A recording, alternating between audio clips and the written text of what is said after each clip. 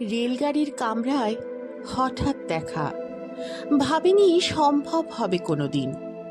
আগে ওকে বারবার দেখেছি লাল রঙের শাড়িতে, ডালিম ফুলের মতো রাঙা। আজ পরেছে কালো রেশমের কাপড়, আঁচল তুলেছে মাথায়, দোলন চাপার মতো চিকন গৌর মুখখানি ঘিরে।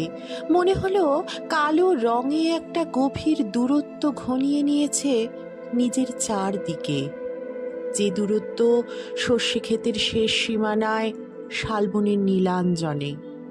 থমকে গেল আমার সমস্ত মনটা। চেনা লোককে দেখলেম অচেনার গাম ফিরছে। হঠাৎ খবরের কাগজ ফেলে দিয়ে আমাকে করলে নমস্কার। সমাজবিধির পদ গেল খুলে। আলাপ করলেম শুরু। কেমন আছো, কেমন চলছে সংসার ইত্যাদি।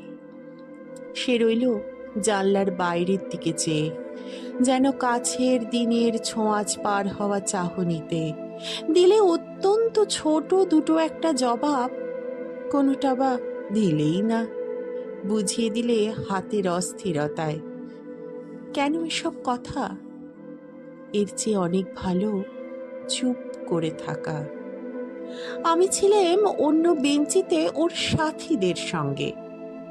একসময় আঙুল নেড়ে জানালে কাছে আসতে, মনে হলো কম সাহস নয়। বসলো মোর এক বেঞ্চিতে, গাড়ির আওয়াজের আড়ালে বললে মৃদু স্বরে, কিছু মনে করো না, সময় কোথা সময় নষ্ট করবার? আমাকেও নামতে হবে পরের স্টেশনে, দূরে যাবে তুমি, দেখা হবে না আর কোনো দিনই। তাই যে প্রশ্নটার জবাব এত কাল থেমে আছে শুনবো তোমার মুখে, সত্য করে বলবে তো? আমি বললেম বলবো।